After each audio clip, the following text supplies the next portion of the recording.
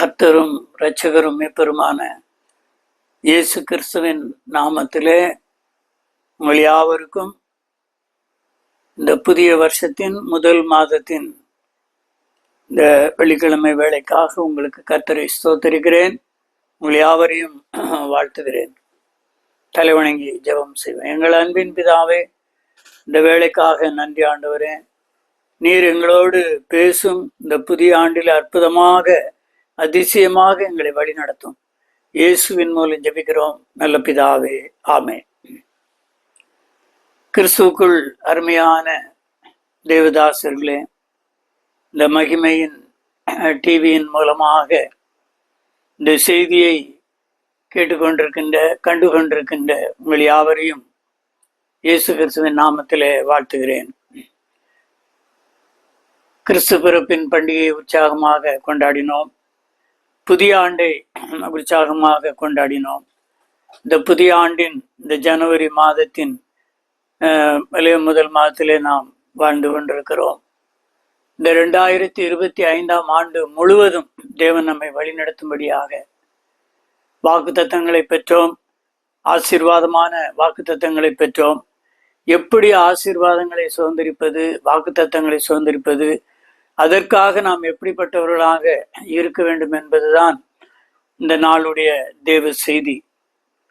அன்றைக்கு பவுல் அந்த ஜனங்களுக்காக, கொலோசிய மக்களுக்காக, கொலோசிய பட்டணத்தில் கிறிஸ்துவுக்குள் பரிசுத்தவான்களும் விசுவாசிகளுமாய் இருக்கிற சகோதரர்களுக்கு அவர் செய்த ஒரு காரியத்தை தான் இந்த நேரத்தில் நீங்களும் மற்றவர்களுக்கும் உங்களுக்காகவும் செய்ய வேண்டிய ஒரு காரியம். உங்களுக்காக இடைவிடாமல் ஜெபம் பண்ணுகிறோம்.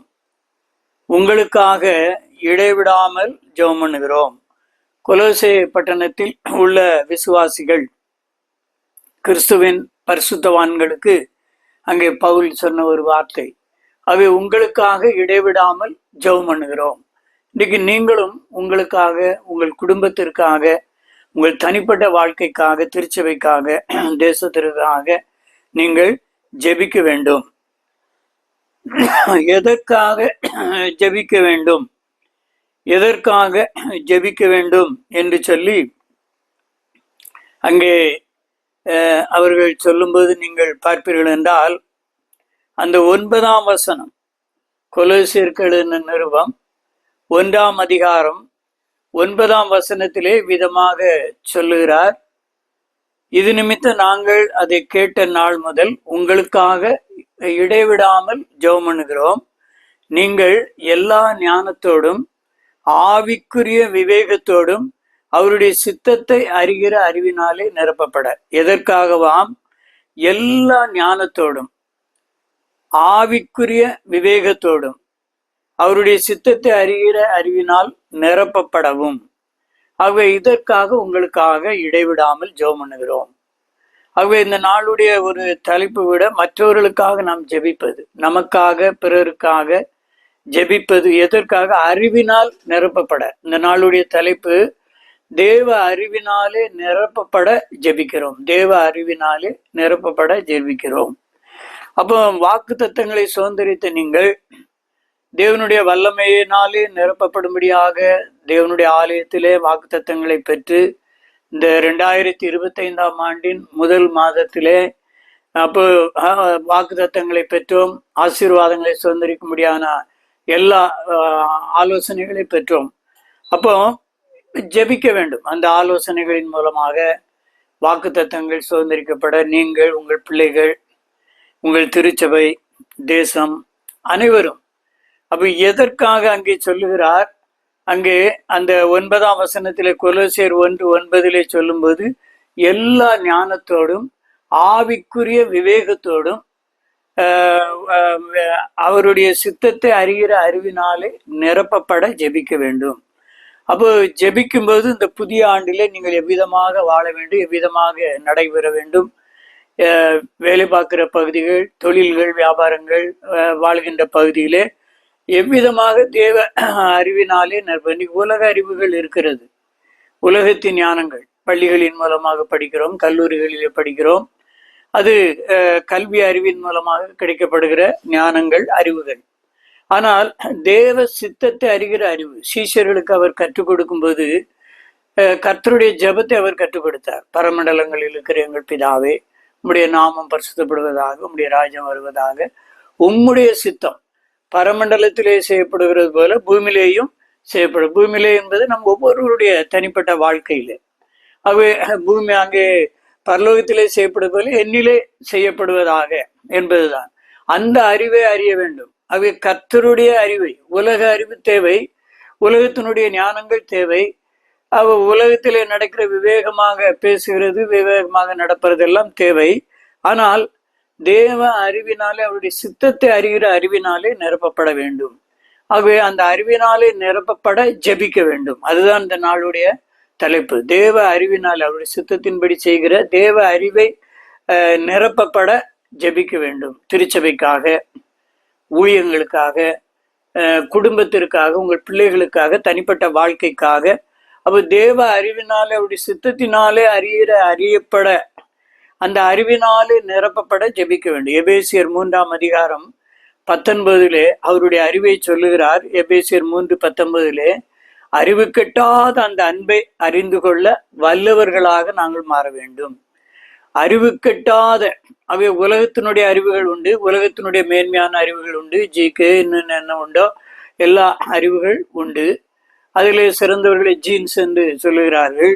அப்போ இவ்விதமாக அறிவு கெட்டாத அந்த அன்பு, தேவ அன்பு, அந்த அறிவு கெட்டாத அன்பை அறிந்து கொள்ள வல்லவர்களாகவும், தேவனுடைய சகல பரிபூரணத்தால் நிறையப்படவும், அவர் தமது மகிமையினுடைய ஐஸ்வர்யத்தின்படியே உங்களுக்கு அனுக்கிரகம் பண்ண வேண்டும் என்று வேண்டிக் கொள்ளும். எபேசியர் 3:19 பவுல் சொல்லுகிறார். ஆகவே அறிவு கெட்டாத அந்த அன்பு, அது முழங்கால் மூலமாக தான் அதை கண்டுகொள்ள முடியும்.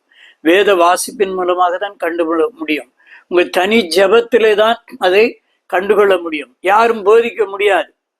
அப்போ நீங்கள் தனி ஜபம், அதிகாலையில எழுந்து முழங்கால் படியிட்டு தனி ஜபம், வேதம் வாசித்து கர்த்தரோடு பேசும்போது அறிவு கெட்டாத அந்த அன்பை அறிந்து கொள்ள வல்லவர்களாக உங்களை மாற்றுகிறார். தேவனுடைய சகல பரிபூரணத்தினாலே உங்களை நிறைய, அதற்காக நான் அவங்களை ஜெபிக்கிறேன் என்று அங்கே பவுல் சொல்கிறார். அப்போ அதற்கு நீங்கள் அந்த அறிவினாலே நிரப்பப்பட்டவர்களாக இருப்பீர்கள் என்றால், உங்கள் மனைவி, உங்கள் பிள்ளைகள், உங்கள் குடும்பம், உங்கள் தனிப்பட்ட வாழ்க்கை, உங்கள் திருச்சபை, எல்லாவற்றுக்காக நீங்கள் ஜெபிக்க வேண்டும். மனிதருடைய வாழ்க்கையில எப்படியோ தலைவர்கள், அரசியல் தலைவர்கள் இன்னைக்கு ஒன்று பேசுவான், நாளைக்கு ஒன்று பேசுவான், அவன் நாக்கு மடங்கி எப்படி பேசுறான்னே தெரியாது. ஆகவே இப்படிப்பட்ட ஒரு நிலையில் உள்ள ஒரு உலகத்திலே நாம் வாழ்ந்து கொண்டு இருக்கிறோம். ஆனால் அறிவு கெட்டாத அந்த அன்பை அறிந்து கொள்ள வல்லவர்களாக இருக்க வேண்டும். தேவனுடைய சகல பரிபூரணத்தினாலே நிரப்பப்பட்டவர்களாக நீங்கள் காணப்பட வேண்டும். அதற்காக நான் உங்களுக்காக ஜெபிக்கிறேன். அதேதான் உங்களுக்காக இடைவிடாமல் ஜெபம் பண்ணுகிறோம் என்று சொல்லுகிறார். யாருக்காக? கொலோசை பட்டணத்தில் உள்ள கிறிஸ்துவனுடைய பரிசுத்தவான்களுக்கும் விசுவாசிகளுமாக இருக்கிறவர்களுக்கு அங்கே பவுல் சொல்லுகிறார். உங்களுக்காக இடைவிடாமல் ஜெபம் பண்ணுகிறோம். ஏன்?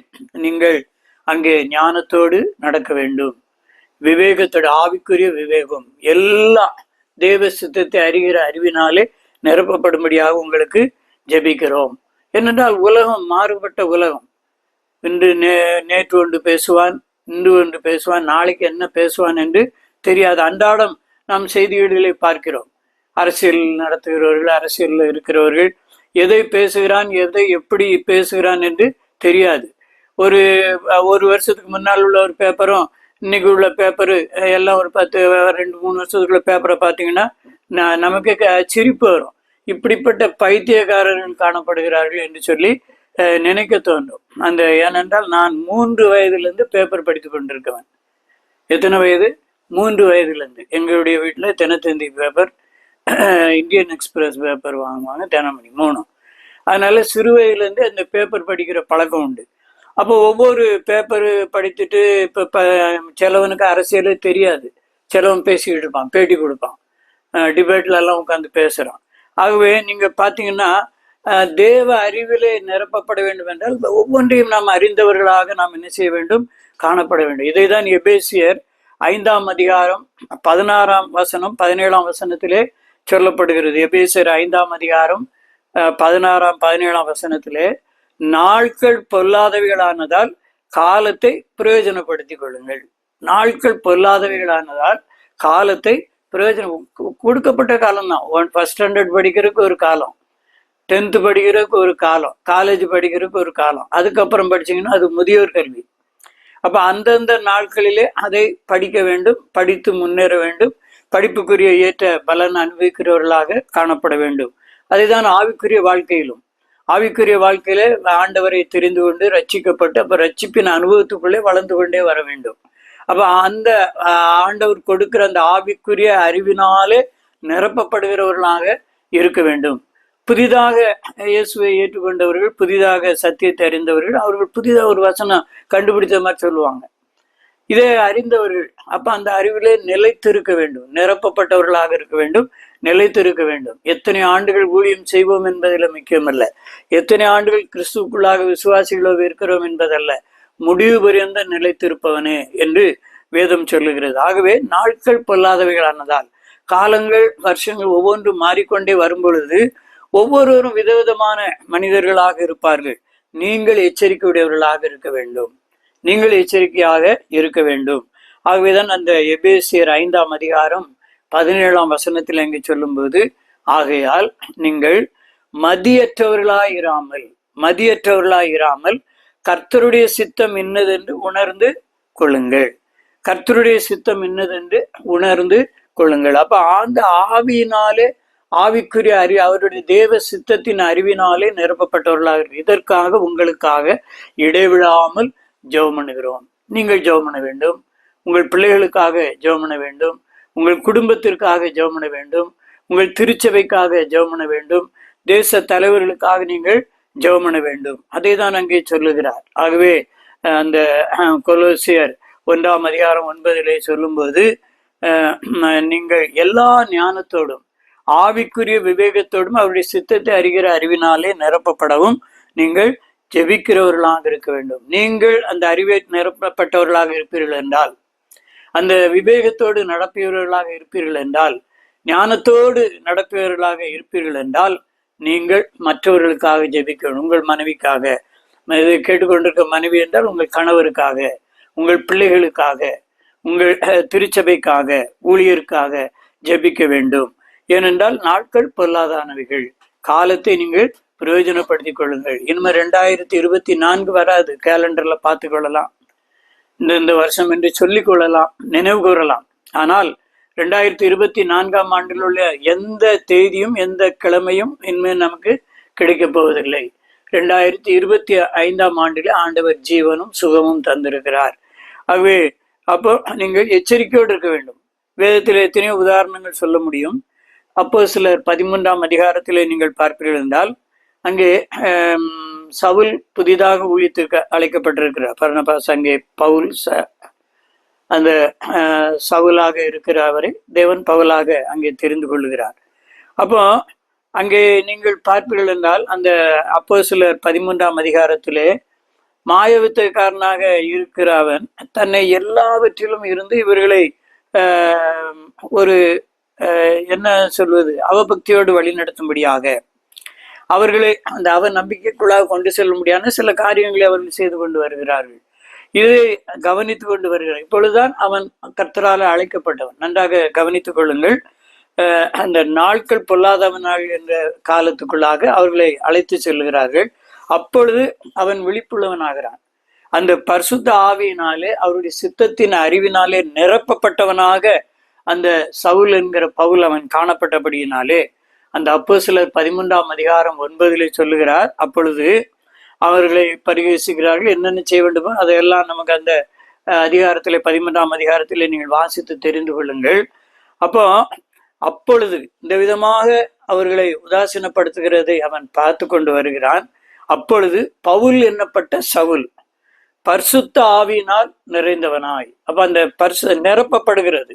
அப்ப அவருடைய பரிசுத்த ஆவியினாலே, அவர் கொடுக்கிற அவருடைய சித்தத்தின் அறிவினாலே நிரப்பப்பட்ட சவுலாகிய பவுல் அவன் என்ன செய்கிறான், அவனை உற்று பார்க்கிறான். பாருங்க, அந்த அறிவினாலே நிரப்பப்பட்ட பிறகு கிடைக்கிற வல்லமையை பாருங்க. உங்களுக்கு இதை கேட்டுக்கொண்டிருக்கிற, இதை பார்த்து கொண்டிருக்கிற உனக்கு அந்த வல்லமை உண்டு, மறந்து விடாதே.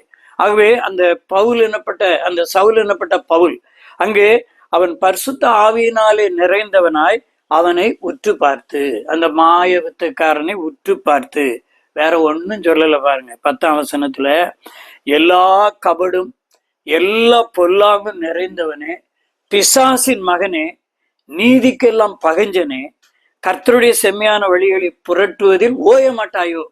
நீ சத்தியத்தை புரட்டி பார்க்கலாம், நம்மளை சீண்டி பார்க்கலாம், உங்களுக்கு பக்தி இல்லை என்று சொல்லலாம், உங்களுக்கு பரிசுத்த ஆவியின் நிறைவுதல் இல்லை என்று சொல்லலாம், உங்களுக்கு அபிஷேகம் இல்லை என்று சொல்லலாம். அதற்காக நீங்கள் கவலைப்பட வேண்டாம். உங்களை பார்த்து உனக்கு ஜெபம் பண்ண தெரியாது, வேதம் வாசிக்க தெரியாது, நீ ஆவிக்குள்ள இல்லை என்றெல்லாம் உங்களை சொன்னால் நீங்கள் கவலைப்பட வேண்டிய அவசியம் இல்லை. அங்கே சவுல் எனப்பட்ட பவுல் பரிசுத்த ஆவியின் நிறைந்தவனாய் அவனை உற்று பார்த்து, அப்பொழுது அவனிடத்திலே அந்த ஆவியின் அறிவினால் நிரப்பப்பட்டவன், எல்லா கபடும் எல்லா பொல்லாங்கும் நிறைந்தவனே, பிசாசின் மகனே, நீதிக்கெல்லாம் பகைஞ்சனே, கர்த்தருடைய செம்மையான வழிகளை புரட்டுவதில் ஓய மாட்டாயோ. சொல்லிட்டு அடுத்தால சொல்றான் பாருங்க, இதோ இப்பொழுதே கர்த்தருடைய கை உன்மேல் வந்திருக்கிறது, சில காலம் சூரியனை காணாமல் நீ குருடனாய் இருப்பாய் என்றால், உடனே அவன் சொன்ன மாத்திரத்தில மந்தாரமும் இருளும் அவன் மேல் வந்தது. அவன் தடுமாறி கைலாகு கொடுக்கிறவர்களை என்ன செய்தான்?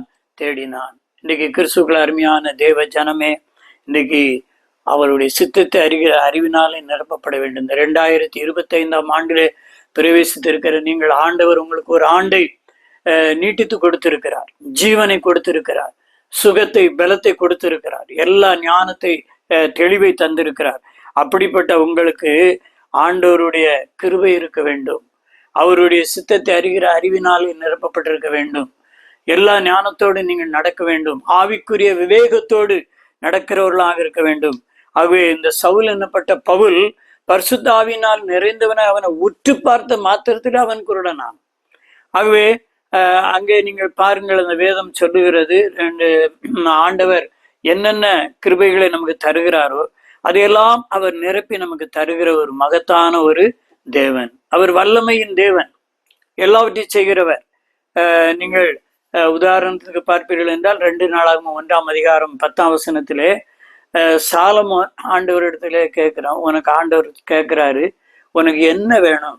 ஆண்டவர் கேட்டார், உனக்கு என்ன வேணும்?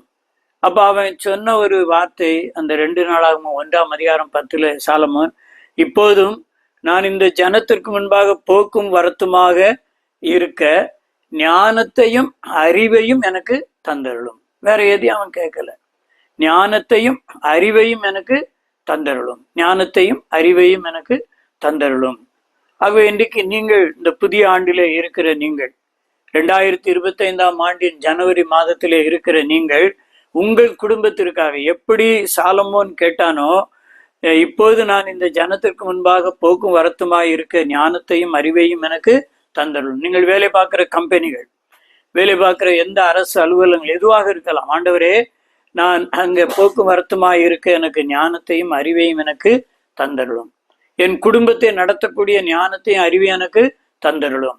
என் வியாபார ஸ்தலத்தை நடத்தக்கூடிய ஞானத்தையும் அறிவையும் எனக்கு தந்தருளும். என் வேலை பார்க்கிற ஸ்தலத்திலே நான் சிறப்பாய் பணியாற்ற எனக்கு ஞானத்தையும் அறிவையும் எனக்கு தந்தருளும். அப்ப ஆண்டவர்ல அவருடைய சித்தத்தின்படி நீங்கள் அறிவினாலே நிரப்பப்பட்டவர்களாக இருக்க வேண்டும். இதைதான் எபேசியர் 1ஆம் அதிகாரம் 17ஆம் வசனத்திலே நீங்கள் காண்பீர்கள் என்றால், எபேசியர் 1:17 நம்முடைய கர்த்தராகிய இயேசு கிறிஸ்துவின் தேவனும் மகிமையின் பிதாவுமானவர் நம்மை நீங்கள் அறிந்து கொள்வதற்கான ஞானத்தையும் தெளிவையும் அறிகிற ஆவியை உங்களுக்கு தந்தள்ள வேண்டும் என்று ஜெபிக்கிறேன். அப்ப எப்படி அவர் சொல்ல பார்த்தீங்கன்னா, நீங்கள் அறிந்து கொள்வதற்கான ஞானத்தையும் தெளிவையும் அளிக்கிற ஆவியை உங்களுக்கு நீங்கள் வெளிநாட்டுல அமெரிக்காவில் வேலை செய்யலாம், வேறு எந்த தேசத்திலுமாக நீங்கள் வேலை செய்யலாம், எந்த சாப்ட்வேர்ல பணியாற்றலாம், எந்த அரசு அலுவலகங்களில் பணியாற்றலாம்.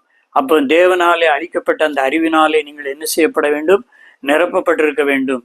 சாலமோன் கேட்டது போல ஞானத்தையும் அறிவையும் எனக்கு தந்தளும். இந்த 2025ஆம் ஆண்டிலே உங்கள் குடும்ப வாழ்க்கை, நீங்கள் வேலை செய்கிற இடங்கள், உங்கள் பிள்ளைகள், உங்கள் வியாபாரங்கள், எந்த பணியாக இருக்கட்டும், ஊழியமாக, சபை நடத்த யாராக இருந்தாலும் அங்கே சாலமோன் கேட்டது போல, இப்போதும் நான் இந்த ஜனத்திற்கு முன்பாக போக்கும் வரத்துமாய் இருக்கத்தக்க ஞானத்தையும் அறிவையும் எனக்கு தந்தருளும். ஆகவே பவுல் அங்கே ஜெபிக்கிறான், உங்களுக்காக இடைவிடாமல் ஜெபம் பண்ணுகிறோம். எதற்காக?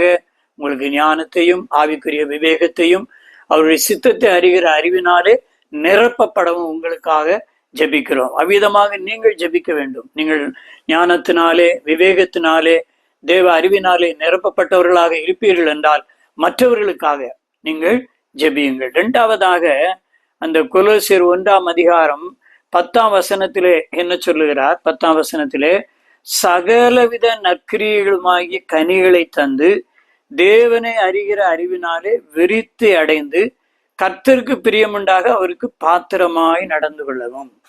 அறிவை பெற்றாச்சு, அறிவை பெற்றோட அந்தாலும் போறதில்லை, அப்படியே கதவை சாத்திட்டு போகணும்னா இல்லை. அறிவை பெற்றாச்சு, தேவ ஆவியினாலே அவர் சித்தத்தை அறிகிற அறிவினாலே நிரப்பப்பட்டவர்கள் ஆயிட்டீங்கன்னா என்ன பண்ணணும்?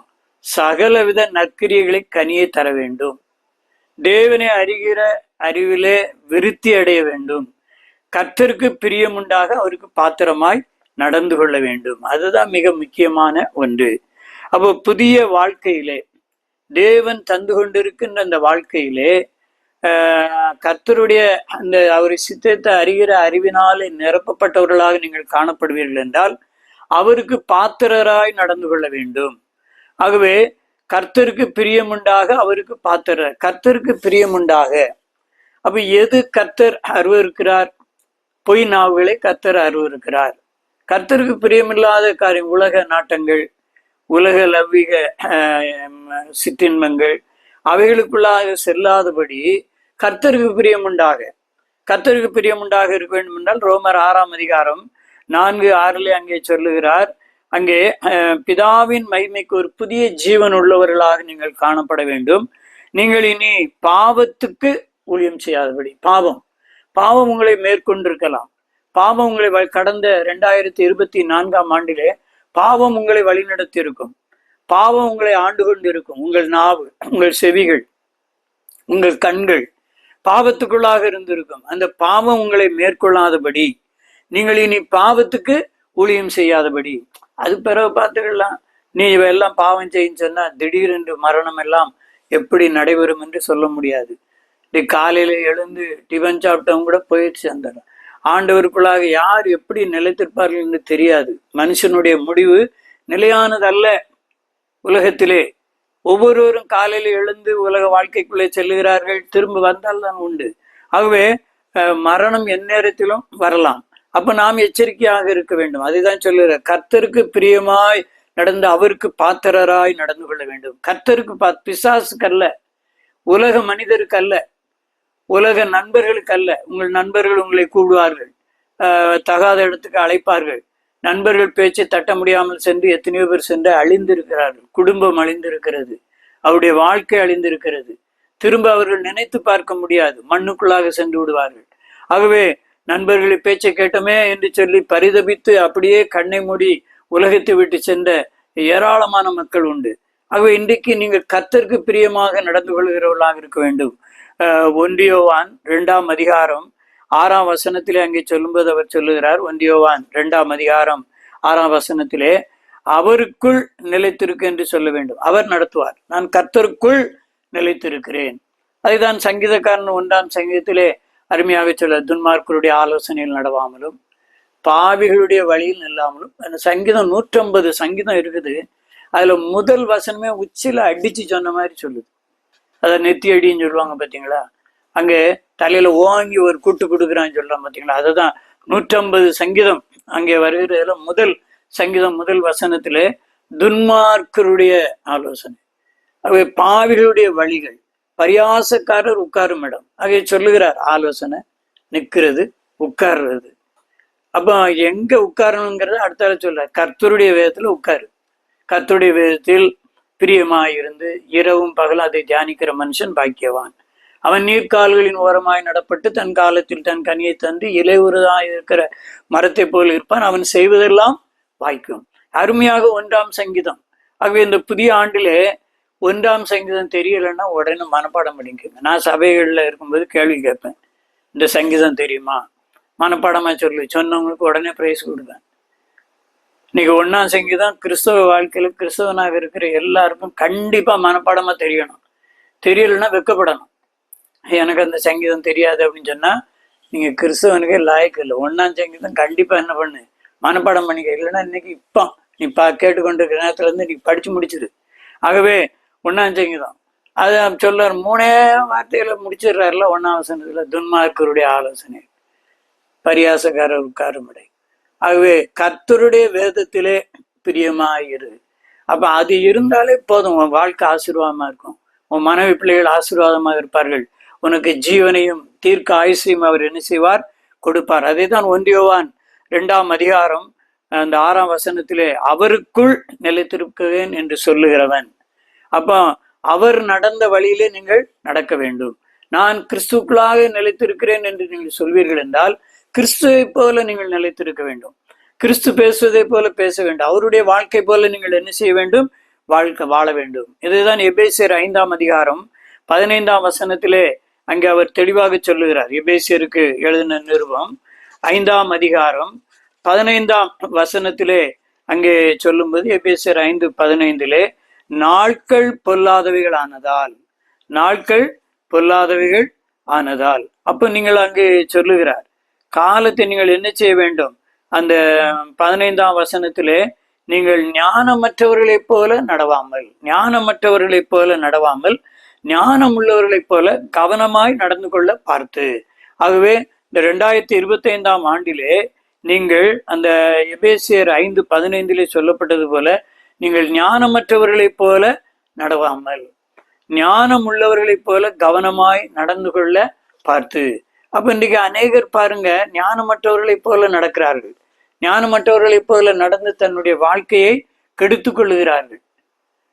நான் ஒரு சபையில் இருக்கும்போது ஒரு வாலிபன் உண்டு, அவனுக்கு திருமணம் எல்லாம் ஆகிவிட்டது. போர்ட்ரஸ்ட்ல வேலை செய்த ஒரு மகன்.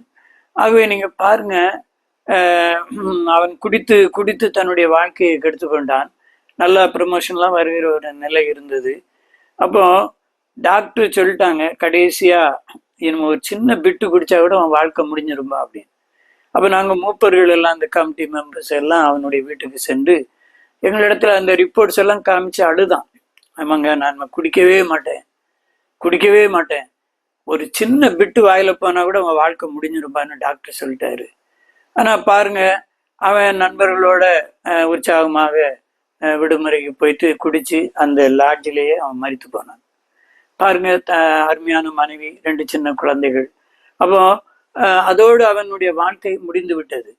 எங்களோடு அந்த நாங்க போய் அவனுக்கு ஜெபம் பண்ணும்போது சொன்ன அழுதான். அந்த ரிப்போர்ட்டை காமிச்சான், இனிமே குடிக்கவே மாட்டேங்க, ஒரு சின்ன பிட்டு குடிச்சா கூட நீ செத்து போவான்னு டாக்டர் சொல்லிட்டாரு. அப்படி சொன்னவன் கொஞ்சம் நல்லா தெளிவான பிறகு அவனுடைய வாழ்க்கையை முடித்து அவனே போட்டான். நண்பர்களோடு சென்றான். அங்கே சென்று உல்லாசங்கள் சென்று கடைசியாக குடித்து அந்த லாட்ஜிலேயே அவன் என்ன செய்தான், மரித்து போனான். இன்னைக்கு அநேகருடைய வாழ்க்கை அப்படிப்பட்டதாக இருக்கிறது. அதான் அங்கே சொல்லுகிறார், நீங்கள் ஞானமற்றவர்களைப் போல நடவாமல் ஞானமுள்ளவர்களாக. அந்த 5ஆம் அதிகாரம் எபேசியர் 5:15 நீங்கள் தெளிவாக அந்த இதை மனப்பாடம் செய்து கொள்ளுங்கள். எபேசியர் 5ஆம் அதிகாரம் 15ஆம் வசனம் சொல்லுகிறார், நீங்கள் ஞானமற்றவர்களைப் போல நடவாமல் ஞானம் உள்ளவர்களைப் போல கவனமாய் நடந்து கொள். இந்த 2025ஆம் ஆண்டிலே ஞானம் உள்ளவர்களைப் போல நீங்கள் என்ன செய்ய வேண்டும், கவனமாய் நடந்து கொள்ள வேண்டும். எபேசியர் 5:2 சொல்லுகிறார், அன்பிலே நடந்து கொள்ளுங்கள். அப்போ உங்களுக்கு ஆண்டவர், அவருக்கு கர்த்தருக்கு பிரியமானது குடும்ப ஜபம், வேத வாசிப்பு, ஜபம், அதிகாலை ஜபம். நீங்க ஜபம் பண்ணுங்க, சாத்தா உங்களை விட்டு ஓடி போவான். கெட்ட நண்பர்கள், கெட்ட சகவாசங்களை வராது. நீங்கள் அறிவுள்ளவர்களாக, அப்போ முதலாவது அங்கே அவருடைய சித்தத்தின்படி அறிகிற அறிவினாலே நிரப்பப்பட்டவர்களாக இருப்பீர்கள் என்றால் கர்த்தருக்கு பிரியமாக நடப்பீர்கள். இந்த 2025ஆம் ஆண்டிலே தேவன் உங்களுக்கு செய்கிற ஒரு பெரிய அருமையான ஒரு காரியம், அவர் உங்களுக்கு எல்லாவற்றையும் கலாத்தியர் 5:16 சொல்லப்பட்டது போல ஆவிக்கேற்றபடி நடந்து கொள்ளுங்கள், ஆவிக்கேற்றபடி நடந்து கொள்ளுங்கள். ஜேவி பீட்டர் என்கிறவர் அருமையான ஒரு பாடலை எழுதியிருக்கிறார். நாம் எப்படி ஆவிக்குரிய வாழ்க்கையில நடக்க வேண்டும், எப்படி கர்த்தருக்குள்ளாக நடக்க வேண்டும் என்பதை அவர் எழுதியிருக்கிறார். அந்த பாடல்களை பாடி தியானித்து உங்களுடைய வாழ்க்கையை நீங்கள் என்ன செய்யுங்கள், ஞானமுள்ளவர்களாக நடங்கள். 2025ஆம் ஆண்டு உங்களுக்கும் உங்கள் குடும்பத்திற்கும் அது ஒரு ஆசீர்வாதத்தின் ஊற்றாக இருக்கட்டும். ஜேவி பீட்டர் என்று சொல்லுகிற அருமையான பாடல், திருக்கரத்தான் தாங்கி என்னை திரு சித்தம்போல் நடத்திடுமே, குயவன் கையில் களிமண்ணான் அனுதினம் நீர் வணைந்திடுமே, குயவன் கையில் களிமண்ணான் வணைந்திடும் நீர் வணைந்திடுமே, வசனம் தியானிக்கையில் இதயமதில் ஆறுதலே, காரிருளில் நடக்கையிலே தீபமாக வழி நடத்தும், காரிருளில் நடக்கையிலே தீபமாக வழி நடத்தும். ஆம், ஞானம் உள்ளவர்களைப் போல நடக்க அவருடைய அறிவினாலே, சித்தத்தின் அறிவினாலே நிரப்பப்பட்டவர்கள் கர்த்தருக்கு பாத்திரமாய் நடந்து கொள்ளுங்கள். தேவ சித்தத்தின்படி நடந்து கொள்ளுங்கள். கர்த்தர் உங்களையும் உங்கள் குடும்பத்தையும் உங்கள் பணிகளையும் ஆசீர்வதிப்பார். எங்கள் அன்பின் பிதாவே, இதை கேட்டுக்கொண்டிருக்கிற கண்டுகொண்டிருக்கிற எல்லாருடைய உள்ளத்திலே நீர் கிரியை செய்யும். இந்த 2025ஆம் ஆண்டிலே அவருடைய ஆவிக்குரிய வாழ்க்கையில பெரிய மாற்றத்தை தாரும். அதிசயங்களை செய்யும், அற்புதங்களை செய்யும். அவர்கள் வேண்டிக் கொள்ளுகிறதை இந்த நிமிஷத்திலே நிறைவேற்றும். இயேசுவின் மூலம் ஜெபிக்கிறோம் நல்ல பிதாவே, ஆமேன். ஸ்தோத்திரம்.